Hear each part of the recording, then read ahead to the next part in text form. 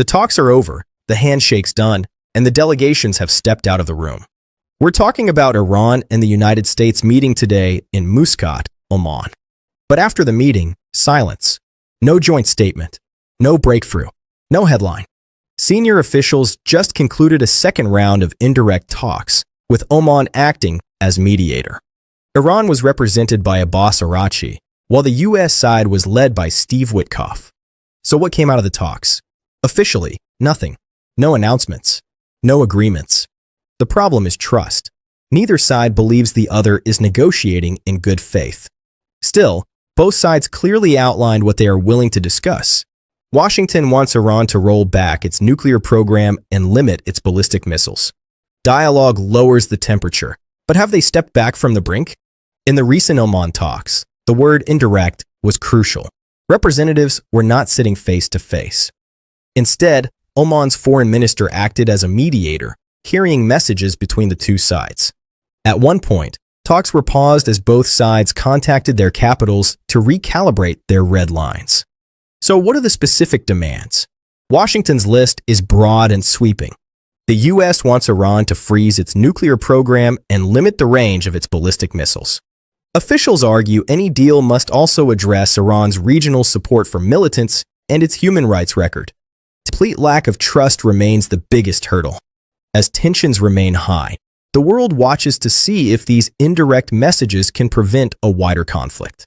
Despite the silence after the Oman talks, something significant happened behind the scenes. For the first time in months, both sides clearly outlined what they are willing to discuss.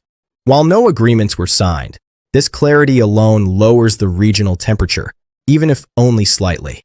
But don't be mistaken, the stakes remain incredibly high. A U.S. armada is still stationed near Iran. Washington has urged its citizens to leave the country, as tensions in West Asia remain at a powder keg level. Still, reports suggest both sides now believe a framework for a deal might finally be possible. The hurdle remains the lack of trust, with both sides doubting the other's good faith. As the delegations leave Muscat, the question remains, have they truly stepped back from the brink of war? Only time will tell if these talks were the first step toward peace or just a temporary pause in a conflict. Iran's position is sharp. Talks are only about the nuclear program. Missile systems are non-negotiable. Tehran maintains it has the sovereign right to enrich uranium on its own soil. But Iran is under immense pressure. Its economy is in crisis. Sanctions have crippled growth. Months of nationwide protests have shaken the regime. Sanctions relief is the real prize. Looming behind these talks is a massive U.S. military buildup. Aircraft carriers, stealth fighters, an armada. The message from Washington is clear: talk or face force. Did these talks achieve anything? No deal was signed. No missiles dismantled. But for the first time, Washington and Tehran have a negotiating framework, an off-ramp before catastrophic conflict. That matters because the alternative is terrifying. One miscalculation and the powder keg explodes. The time for speeches may be over, but the time for mistakes is running out. Behind the diplomatic silence, the Middle East is on edge. Israel remains on high alert while U.S. warships and aircraft carriers are positioned within striking distance. Iran's regional allies are watching closely. In this powder keg, one miscalculation, one strike too far, or one misunderstanding could trigger a catastrophic conflict. This is why both sides walked away without slamming the door. No joint statement means no commitments, but it also means no collapse.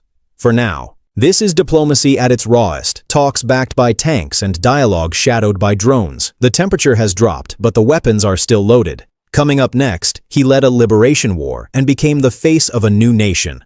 Gunfire tore through his home, and Sheikh Mujibur Rahman was assassinated. The story of a revolution. He led a liberation war that birthed a nation. Sheikh Mujibur Rahman, Bangabandhu, the friend of Bengal. In 1971, his call for independence ignited a fire across the land.